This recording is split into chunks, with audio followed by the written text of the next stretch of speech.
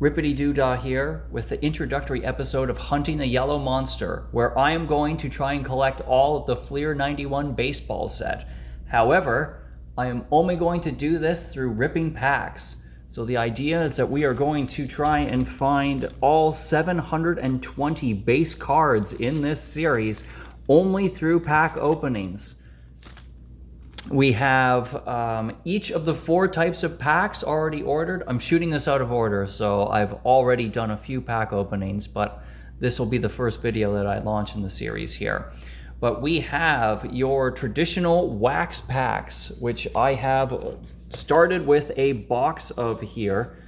So your traditional wax pack, as I said, there's a few that have been opened in our previous opening videos that are going to go up here, but we've got traditional wax packs, 14 per card, or 14 cards per pack, 1 sticker, and the ability to find the Provisions cards, the 10 card insert set. All right, then we have our rack packs. I have never opened a rack pack in any series. So I'm really excited to do one of these. It's actually going to be my next opening here in real time. But also you can find Provision cards in there as well. Then we have 2 types of cello packs. I bought a case of the, or sorry, I should say a box of the first type of cello here, which are 30 cards in a pack and 3 stickers.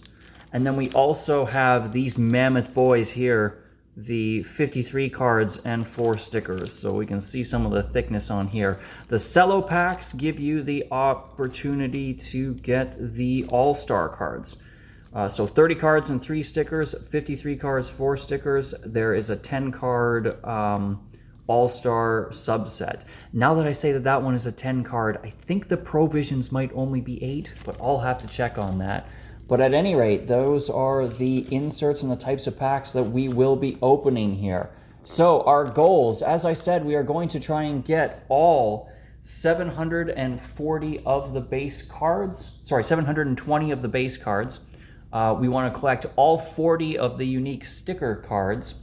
And I would call that a that's going to be the main goal. That's a victory. However, we're also going to try and get all of those. There's 12 of the Provisions I see here. We're going to try and get all 12 of the Provision and all 10 of the All-Star cards as well. There are 3 other sub insert sets here. That only came in factory sealed or on the box bottoms. So in the factory sealed, there is a 4 card Provisions white insert set that I've actually just purchased. I found an eBay lot that was relatively inexpensive. I purchased that. I'm waiting for it. And there's a 10 card World Series insert set. Both of these were only in the factory sealed sets. So I just bought both of them separately, and they are on their way. Beyond that, on the back of every one of the boxes are a panel. So this one has the 4 cards on it. And when we look at the cello packs box, there is 6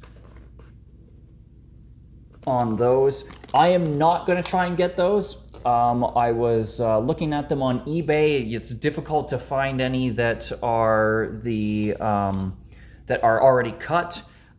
It's difficult to find the box bottoms themselves. Some collectors consider the uncut panels to be an insert set on their own, and then the cut cards as a separate insert set. Honestly, I was looking at it, didn't really look too fun to me to try and get those. Maybe I'll approach that at a later date, but that wasn't really too exciting for me, so I'm not going to try for those.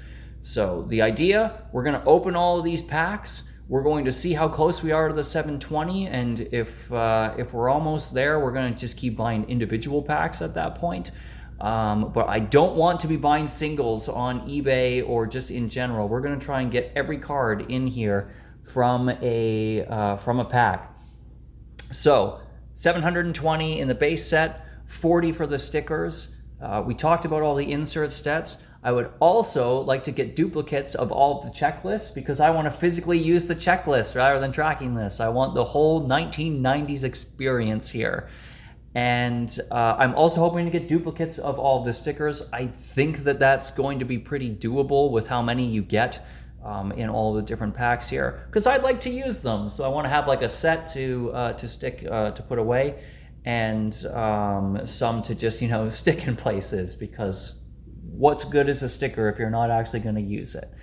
I have behind all of this an enormous yellow binder to hold the yellow monster. So all the cards that we pull are going to go in there, and that's where we're going to store our collection. So as a final part of this introductory video, why am I doing this? One, I find these cards to be absolutely beautiful. I have a couple just sitting here. These are some duplicates from videos that I have yet to post. I just love the yellow. I recently got back into ripping junk wax, and when I decided that I wanted to put together a set, I forgot about these. I opened one pack of them, and I was like, yeah, this is the set for me. Let's get these. Some people think these are ugly. Those people are wrong. These cards are gorgeous. They are amazing. They're also inexpensive. Unfortunate thing about this set is that there was not too many like notable rookies in it, and that's really kept the price down. Like most junk wax sets, they were overproduced. I read somewhere that they have apparently 3 million sets of these. Then to answer the question of why don't I just go and buy a factory set, because you can get a factory set with shipping probably for like 20-25 bucks. I wanted the fun of collecting. In my entire life, I collected cards a lot when I was a kid. I stopped when I went away to university, and then I picked it up a little bit during COVID. But in my entire time of doing that, I have only finished one set. It was one of the O-Pee-Chee sets. And I remember buying those packs for like 27 cents a pack, because on a quarter the guy was charging tax for some reason.